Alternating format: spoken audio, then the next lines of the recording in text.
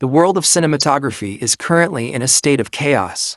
For the last 4 years, one camera has dominated the hands of every indie filmmaker, every high-end YouTuber, and even A-list Hollywood directors like Gareth Edwards. That camera was the Sony FX3. It was small, it was rugged, and it was Netflix approved.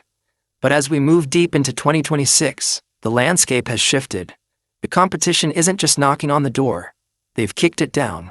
With Canon and Nikon releasing compact cinema beasts that outspec the aging FX3, the question isn't if Sony will respond. It's how they will reclaim the throne. This is the Sony FX3 II, a camera rumored to carry the soul of a Venice II in a body that fits in your palm. Is this the device that makes every other mirrorless camera obsolete? Or has Sony finally met its match? Today we are stripping away the hype and looking at the cold, hard reality of the FX3 Mark II. To understand why the FX3 II is the most anticipated camera release of 2026, you have to look at the FX3 a fiasco. Last year, Sony released a minor refresh that many called a placeholder. It didn't give us the sensor we wanted. It gave us a better screen and some marketing magic. But the FX3 II is a different animal. The rumors coming out of the BSC Expo and leaked prototype tests suggest that Sony isn't just iterating. They are innovating. The headline feature? A brand new 24-megapixel stacked CMOS sensor. Why 24? Because in 2026, 12 megapixels is no longer enough for the open gate world. Filmmakers are demanding 6K, recording to allow for flexible cropping, anamorphic de-squeezing, and high-fidelity social media vertical crops without losing that cinematic crispness. The move to 6K is a strategic masterstroke.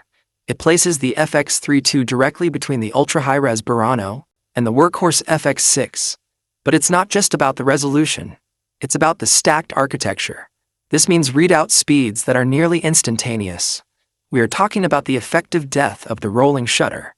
Imagine filming a high-speed car chase or a rapid pan across a skyscraper, and the vertical lines stay perfectly straight. This has always been the pro divide, and with the FX3 II, that divide is disappearing. And for the dreamers out there, yes, there are even whispers of a global shutter version, utilizing a variant of the technology found in the Alpha 9 III. If Sony pulls that off, the FX3 II won't just be a camera, it will be a historic landmark in digital cinema. But power is nothing without control. One of the biggest complaints about the original FX3 was the lack of internal ND filters.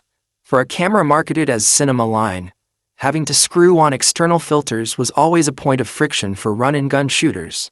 The rumors for the FX3 II are split, but the most credible sources suggest a revolutionary electronic variable ND system that is even thinner than the one in the FX6.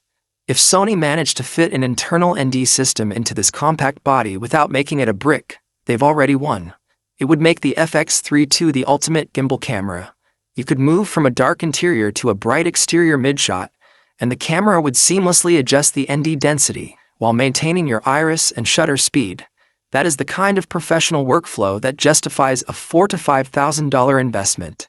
Let's talk about the brain of this beast. The AI Processing Unit 2.0.